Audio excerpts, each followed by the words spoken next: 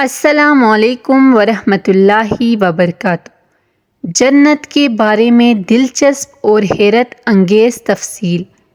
اس تفصیل دینے کا مقصد یہ ہے کہ آپ کے دل میں اس کے حصول کا شوق پیدا ہو اور آپ اچھے اعمال سے اس کو حاصل کرنے کی کوشش کریں اور اس فانی دنیا کو آخرت کی زندگی پر ترجیح نہ دیں۔ جنت کیا ہے؟ اللہ تعالیٰ نے اپنے بندوں کو ان کے اچھے اعمال کا اپنے فضل و کرم سے بدلہ اور انعام دینے کے لیے آخرت میں جو شاندار مقام تیار کر رکھا ہے اس کا نام جنت ہے، اور اسی کو بہشت بھی کہتے ہیں۔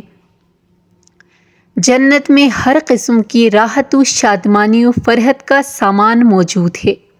سونے، چاندی اور موتی و جواہرات کے لمبے چوڑے اور اونچے محل بنے ہوئے ہیں، اور جگہ جگہ ریشمی کپڑوں کے خوبصورت و نفیس خیمے لگے ہوئے ہیں۔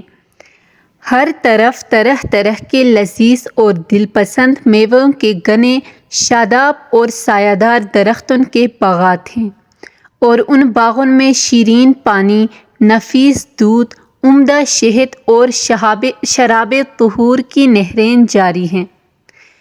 قسم قسم کے بہترین کھانے اور طرح طرح کے فروٹ صاف ستھرے اور چمکدار برتنوں میں تیار رکھے ہیں۔ اعلیٰ درجے کے ریشمی لباس اور ستاروں سے بڑھ کر چمکنے اور جگمگاتے ہوئے سونے، چاندی اور موتی و جواہرات کے زیورات، اونچے جڑاؤ تخت، ان پر غالیچے اور چاندنیاں بچھی ہوئی ہیں اور مسندیں لگی ہوئی ہیں۔ عیش و نشاط کے لیے دنیا کی عورتیں اور جنت کی حوریں ہیں جو بے انتہا حسین و خوبصورت ہیں۔ خدمت کے لیے خوبصورت لڑکے چاروں طرف دست بستہ ہر وقت حاضر ہیں۔ الغرض جنت میں ہر قسم کی بے شمار راحتیں اور نعمتیں تیار ہیں، اور جنت کی ہر نعمت اتنی بے نظیر اور اس قدر بے مثال ہے کہ نہ کبھی کسی آنکھ نے دیکھا، نہ کسی کان نے سنا، نہ کسی کے دل میں اس کا خیال گزرا۔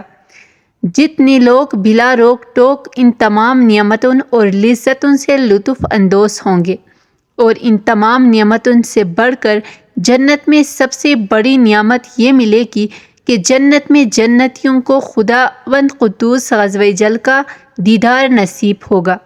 جنت میں نہ نیند آئے گی، نہ کوئی مرض ہوگا، نہ بڑھاپا، نہ موت ہوگی۔ جنتی ہمیشہ جنت میں رہیں گے اور ہمیشہ تندرست اور جوان ہی رہیں گے۔ اہل جنت خوب کھائیں پیئیں گے، مگر نہ ان کو پیشاب نہ پخانہ کی حاجت ہوگی، نہ تھوکیں گے، نہ ان کی ناک بہے گی، بس ایک ڈکار آئے گی اور مشک سے زیادہ خوشبودار پسینہ بہے گا، اور کھانا پینا ہضم ہو جائے گا۔ جنتی ہر قسم کے فکروں سے آزاد اور رنج و غم کی زحمتوں سے محفوظ رہیں گے۔ ہمیشہ ہر دم اور ہر قدم پر شادمانی اور مسرت کی فضاؤں میں شاد و آباد رہیں گے، اور قسم قسم کی نعمتوں اور طرح طرح کی لذتوں سے لطف اندوز محفوظ ہوتے رہیں گے۔ جنت کہاں ہے؟ زیادہ صحیح قول یہ ہے کہ جنت 7ویں آسمان کے اوپر ہے، کیونکہ قرآن مجید میں ہے کہ یعنی سدرۃ المنتہا کے پاس ہی جنت المأویٰ ہے، اور ایک حدیث میں یہ آیا ہے کہ جنت کی چھت عرش پر ہے۔ جنت کی منزلیں۔ حدیث شریف میں ہے کہ جنت کے 100 درجے ہیں، اور ہر 2 درجنوں کے درمیان 100 برس کی راہ ہے۔ اور ایک حدیث میں یہ بھی آیا ہے کہ جنتی لوگ جنت کے بالا خانوں کو اس طرح دیکھیں گے جس طرح تم لوگ زمین سے مشرق یا مغرب میں چمکنے والے تاروں کو دیکھا کرتے ہو۔ جنت کے پھاٹک۔ حدیث شریف میں ہے کہ جنت کے پھاٹک اتنے بڑے بڑے ہیں کہ اس کے دونوں بازوؤں کے درمیان 40 برس کا راستہ ہے، مگر جب جنتی جنت میں داخل ہونے لگیں گے تو ان پھاٹکوں پر ہجوم کی کثرت سے تنگی محسوس ہونے لگے گی۔ جنت کے باغات۔ ایک روایت میں ہے کہ جنت کے تمام درختوں کے تنے سونے کے ہیں۔ جنت کی عمارتیں۔ جنت کی عمارتوں میں 1 اینٹ سونے کی اور 1 اینٹ چاندنی کی ہے، اور اس کا گارا نہایت ہی خوشبودار مشک ہے، اور اس کی کنگریاں موتی اور یاقوت ہیں، اور اس کی دھول زعفران ہے۔ اور یہ بھی مروی ہے کہ بعض عمارتیں نور کی اور بعض یاقوت سرخ کی اور بعض زمرد کی ہیں۔ جنت کی نہریں اور حوض کوثر۔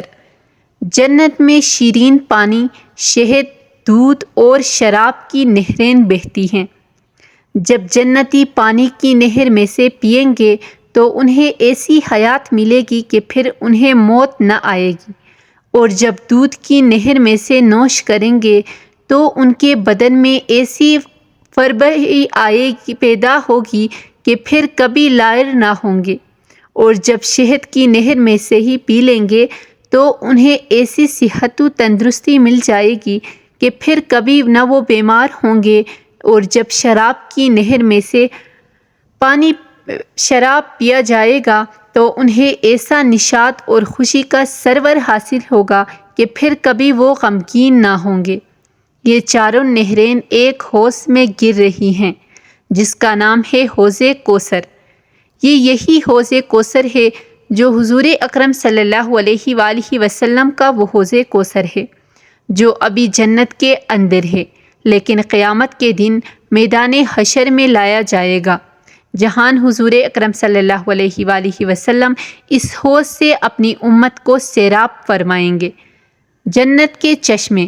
ان چاروں نہروں کے علاوہ جنت میں دوسرے چشمے بھی ہیں جن کے نام یہ ہیں: نمبر 1 کافور، نمبر 2 زنجبیل، نمبر 3 سلسبیل، نمبر 4 رحیق، نمبر 5 تسنیم۔ اہل جنت کی عمریں۔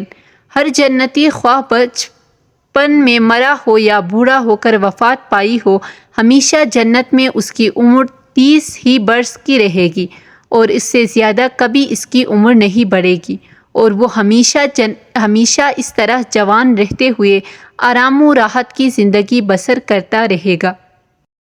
جنتیوں کی بیویاں اور خادم۔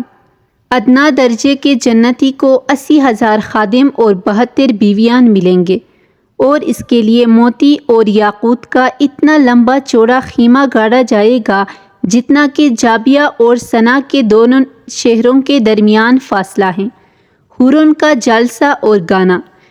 جنت میں حوروں کا جلسہ ہوگا جس میں حورین اس مضمون کا گانا سنائیں گے کہ ہم ہمیشہ رہنے والیاں ہیں تو ہم کبھی فنا نہ ہوں گی، ہم چین میں رہنے والیاں ہیں تو ہم کبھی غمگین نہیں ہوں گی، ہم خوش ہونے والیاں ہیں تو ہم کبھی ناراض نہ ہوا کریں گے۔ مبارک بات ہے ان کے لیے جو ہمارے لیے ہو اور ہم ان کے لیے ہیں۔ جنت کے بازار۔ ہر جمعہ کے دن جنت میں ایک بازار لگے گا کہ اس میں شمالی ہوا چلے گی جو جنتیوں کے چہروں اور کپڑوں پر لگے گی تو ان کے حسن و جمال سے نکھار پیدا ہو کر وہ بہت زیادہ خوبصورت ہو جائیں گے، اور جب وہ بازار سے پلٹ کر اپنے گھر جائیں گے تو ان کے گھر والے کہیں گے کہ تم تو خدا کی قسم حسن و جمال میں بہت بڑھ گئے ہو، تو یہ لوگ کہیں گے کہ ہمارے پیچھے تم لوگوں کا حسن و جمال بھی بہت بڑھ گیا ہے۔ جنت میں خدا غزوال کا دیدار۔ حضور اکرم صلی اللہ علیہ وآلہ وسلم کا ارشاد ہے کہ جب جنتی جنت میں داخل ہو جائیں گے تو خدا تعالیٰ کا ایک منادی یہ اعلان کرے گا کہ اے اہل جنت، ابھی تمہارے لیے اللہ تعالیٰ کا ایک اور وعدہ بھی ہے۔